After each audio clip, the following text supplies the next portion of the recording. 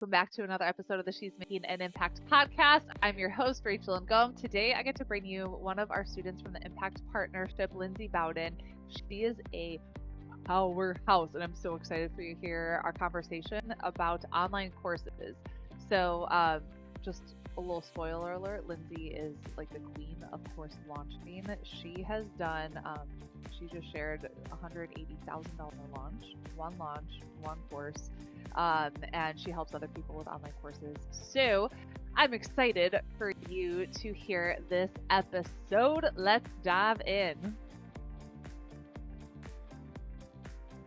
Hey, Lindsay, welcome to the show. Hey, Rachel. I am so excited to chat. Yes. So let's dive in. Tell us a little bit about you and what you do. Sure. So I'm Lindsay Bowden. I am a mama of one and then one almost here. I'm 31 weeks pregnant right now. I'm married. I live in Georgia, and I am a former high school math teacher turned full-time online business owner. So I help families create and launch online courses. Amazing. So how did we get into that? Yeah, it was a long journey. So I taught in the classroom for 8 years. And when I was a teacher, we did not have a textbook or resources. We were expected to either create our own or buy our own resources. So I decided I was going to learn how because I was broke. Can And we couldn't. just stop at that for a second? Doesn't that seem ridiculous? Oh, it is ridiculous. I don't know if it's like that for every state, but it was definitely like that in Georgia.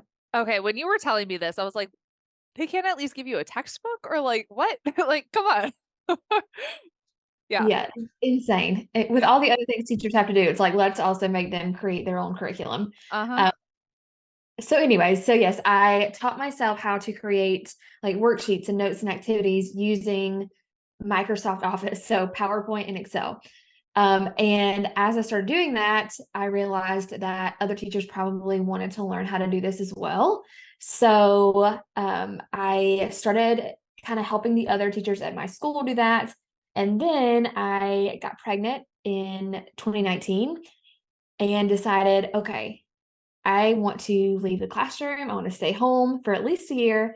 I'm going to try to make an online business, and I'm going to create a course about what I was doing in the classroom. So how to make resources.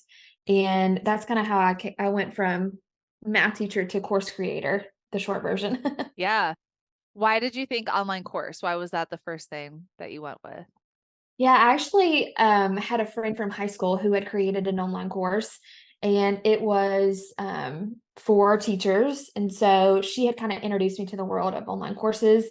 And I knew that teachers needed professional development hours. Mm. So I thought, okay, why don't I I called it a professional development course, even though it was online. Why not make a course? Teachers can take it, get their hours, and then also learn something that we never learned in college, but we desperately need to know how to do. Amazing. Okay, so you created and launched this course. Then what happened? Okay, so that was summer of 2019. I wouldn't even say I launched it because I didn't know what I was doing. I just opened it to the public and said, "Does anyone want to buy this?" And I made about $1,000, which was fine with me. But I knew that it needed to bring in more income if I was going to stay home longer than a year. So I took the next year and learned everything I could about courses and marketing. And I joined like a mastermind with some other ladies who are creating and launching a course, and had my baby, was working with a newborn. And then in the summer of 2020, I had my first actual launch. And that's when I made $47,000 in a week. In From a that. week. Yeah, Okay, that's amazing. pretty insane for a teacher course because you think teachers can't spend money on things, but this was obviously something they really needed. Yeah. What was the price point? It was $197. So how many did you sell? You're gonna have to do the math for me. Wait, Well, hold on. here, wait, let me pull up my. 5, 20. No, I, I can do can't math. do it. You're the math teacher. Come on. I know, I'm like I trying to do it in my head. Nope, not my zone. would say like 200 and something. And what's crazy is with that launch, I I used Facebook ads, but I was very new. So okay, I sold 238. Cool. Uh, but I was getting leads for like 20 cents. That's insane. It's not like that anymore, but looking back, I'm like, I should have ran so many more ads. Like I had no Yeah, idea what a gold mine I was sitting on. But anyway, obviously I was very happy with that amount of income. totally. So Okay. And then you just did another launch a couple of months ago. And how much did you do in that one? Yes, so I did a launch in the summer of 2023, and if all payment plans go through, it'll be about $180,000 for that launch. That's So not too shabby not for a happy. math teacher. Yeah. That's The almost price a point baby. has changed. It's $397 now, Yeah. but still very Okay. numbers. Okay. So from selling a lot of online courses, doing very well for yourself, what are some of those lessons learned? Oh man, lots. I wish I would have set up systems in the beginning because launching drained me so much. Doing a live launch and a challenge, which is what I normally do, is so many moving pieces. And Yeah. I didn't systematize any of the processes. So it was me doing everything until this year, which is crazy, Oh, wow. like 4 years later. So Yeah. that's really what I did this year was I started videoing myself. Anything that I was doing for the launch, I would make a long video and then I would share it with my team. I just have 2 girls on my team and say, hey, can you do this for me? And that made things so much easier. Like the Yeah. launch was just a completely different launch. So definitely systematizing things in the beginning, even if you don't have a team. Yeah. Video yourself doing it, and then when you hire a VA, it'll be ready for you. Um, and let's see what else. I think trying to do too many things, not keeping it super simple in the beginning. When I first started, when I had that first opening of my course, I was also trying to do all of these other side hustles because I was super desperate to stay home. Right. But if I had just really laser focused on getting this course, this one course or this one audience and getting it really good, I probably would be even further than I am now. But I was trying to, you know, do Instagram stuff and sell t-shirts and all these other things that didn't really pan out to anything. I think that's pretty typical when someone's like getting started because you see all these things online and all these different strategies, and you're just like, I want to do it all. Yeah. And no one can do it all. No, you can't. So can you give some quick tips for someone that wants to do what you have done with online courses? Yes. So definitely what I just said, keep it simple in the beginning. Really, Okay. all you need in the beginning is your niche. Pick your niche. What are you going to create your course about? And then start building an audience before you even create the course. Don't wait until it's done because you've waited too late and then you're going to try to launch and you're going to hear crickets because you don't have an audience. So, Yeah. starting to build that email list immediately.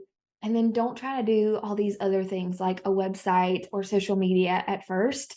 Like, get your beta launch of your course done and make a little bit of money, and then maybe invest in a website or invest in branding. But I Mhm. do see a lot of beginner course creators who give up because they think it's too hard because they're doing more than they need to do for sure. Definitely. Or they're spending like months on their website, and I'm like, come on.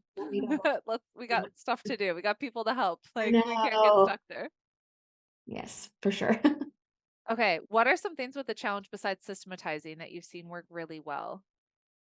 So, okay, when I did my first launch in the summer of 2020, I did just a training series. So it was just like 3 videos and that was it. And then I decided to change it to a challenge. And the only difference is I gave them an assignment each day, and that helped my engagement so much. Like, I don't know the exact data, but people like actually being involved in our pop-up Facebook group and commenting and emailing me was probably 10 times as much than that first launch.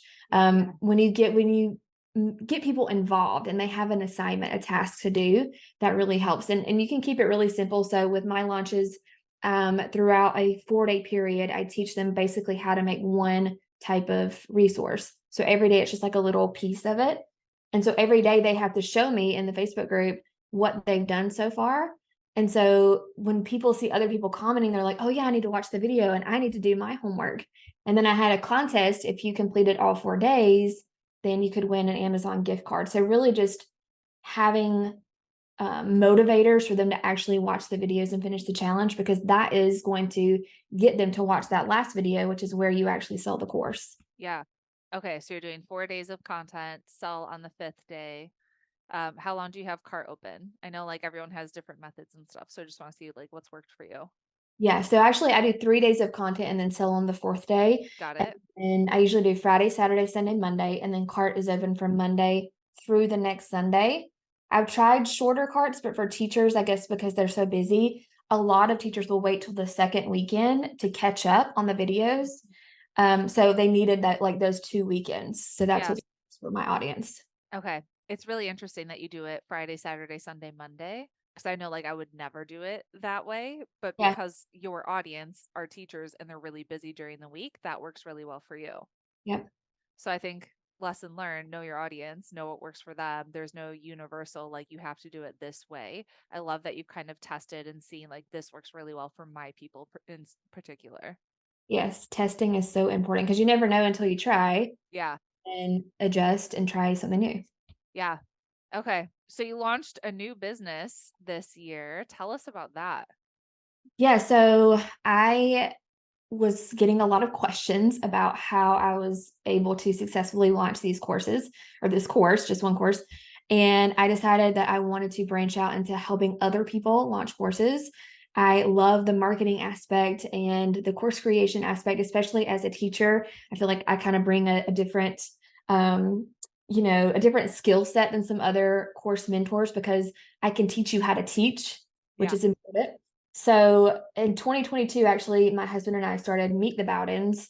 He does the behind the scenes stuff, and I am like the voice and the face of it. But we help families create a course about anything, whatever they're passionate about. So you don't have to be a teacher. We have people that teach baking or how to get ready for kindergarten with your kiddos, all kinds of cool niches, which has been really fun to see what kind of courses people can create. Yeah.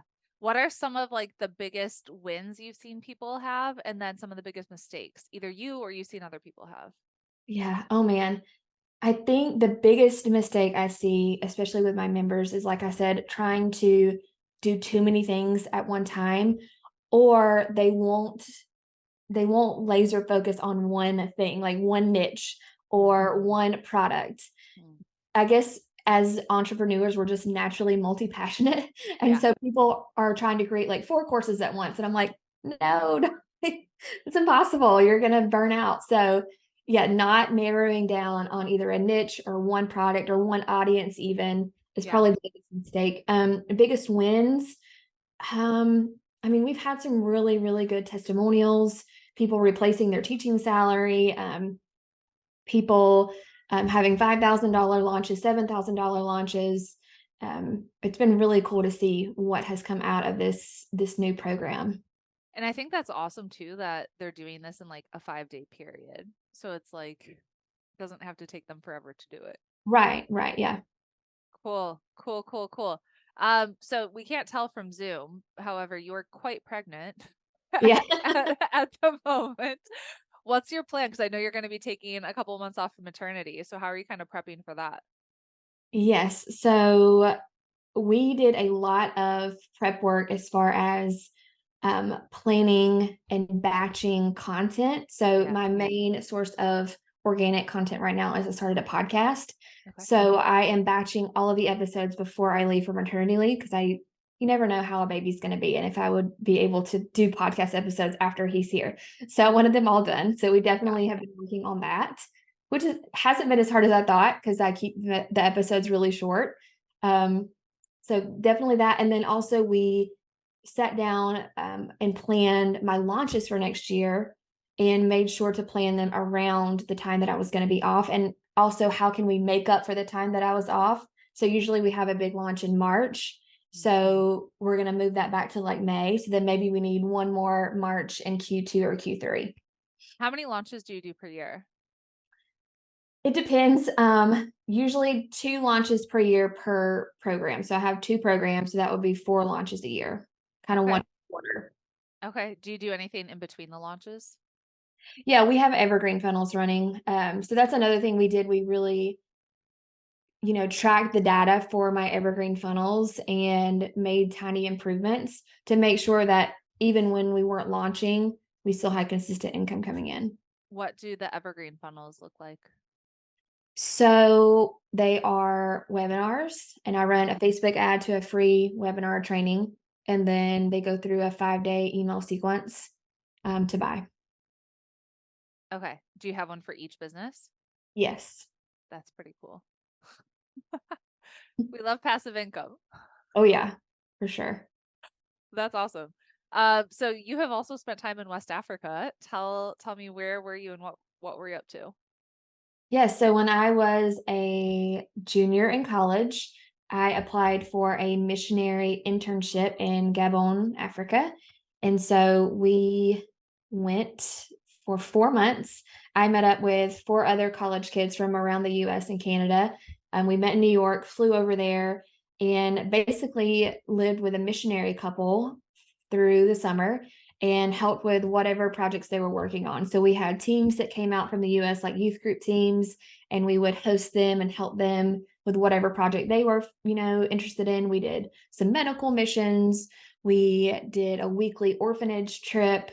We did some church planning and building, kind of all the things. So whatever the missionaries needed, we were just the interns there helping them. How was that experience? It was life-changing. Yeah. Um, it was the first time I had ever been overseas, and I went for 4 months when I was 19, so that was pretty crazy, but And you go to West Africa of all places for your first. yeah. I Yes. love that. Yeah, it was amazing. It was hard. It was really hard for me. Homesick a lot. I got Yeah. physically sick a lot, but I wouldn't change it for a thing. Yeah. Same. Same. 100%. And you're making me excited because my husband and I are looking at flights to go back to Senegal in Oh, January. yay. And I'm like, yes, Africa. Let's go. It's you can't explain it to people that haven't been. I try to tell my husband, I'm like, "We have to go to Africa and at least visit." He's like, "I don't know." I'm like, "Just trust me." So whenever you want to go to Senegal, you just got to tell me and I'll just meet you there because I'll always look for an excuse to go. And then we'll show you our projects, the land that we own, the different businesses that we have. And it's right on the beach and it's beautiful. And I love it. Let's do it. Let's go. Amazing. Okay. Any other words of wisdom? Oh, man. I guess for if, like, a course creator or future course creator is listening, keep it simple, but just be okay with failing because you're gonna fail at probably multiple things in the beginning. So try things, don't see it as a failure, see it as data or a science experiment, and then Yeah. try something else. And like you always say, take messy action. Just do it, try it. Doesn't work, try something else. Yeah. And you'll just keep failing. Like it won't just be in the beginning. No, Like oh you'll just no. continue to fail. Yeah, yes, it's going to continue to happen for sure. Being okay with that. I think that's a big mindset shift that people have to make, especially if you're a perfectionist, which I tend to be. But Yeah. you've gotta go with it. Yeah. I mean, it's not a failure unless you don't learn something from it, you Yes. know? What's one of the best books you've read? Oh man, so I guess business would probably be building a story brand. That's Yeah. a great one. And then actually right now I'm reading Raising Worry-Free Girls. Have you ever heard of that one by Sissy Goff? No. It's Okay. really good as like a anxious kind of type A mama. I struggle with like trying not to put that on my daughter, so that's a Yeah. really good book. Yeah. All right. We'll check it out. What does it mean to you to make an impact? Oh man, I feel like God has blessed me with this business and this life that I did not think was possible. So I think being a good steward of my time, my money, the people that I'm helping, just always trying to be as generous as possible, whether that's, if someone really wants to join my program and they can't afford it, letting them in for free because I know the impact it could have, or even taking the earnings from my business and being generous with organizations we love, like Compassion International or Heart for Lebanon. That's been really awesome and a really cool thing that's come from all of this. I love it. I love Compassion Oh, International. I actually had a kid that we sponsored in Kenya. yeah. I sponsored her and I got to meet her in Kenya Oh, and we planted a mango tree together in her village and it was like yeah, I'll send that picture to you over Voxer. It nice. was like I have beautiful. a boy in Burkina Faso, which I've been to Burkina Faso, but I didn't get to meet him at the time. So we hope to go back and meet him. Yes. Yeah. That'll be awesome. Like it's a really cool experience and you'll have your compassion person like on the ground that can Yeah. like facilitate the meeting and everything. Yeah. Oh, that'll be cool. Definitely on the bucket list. Once the kids are a little older, because I want to take them too. Yeah. So fun. Where can we connect with you? Yes, so I have a podcast, the Course Creation Mama Podcast, or you can find me over on Instagram at meet.the.bowdens. Amazing. Thank you so much for being on the show, Lindsay. Thank you, Rachel.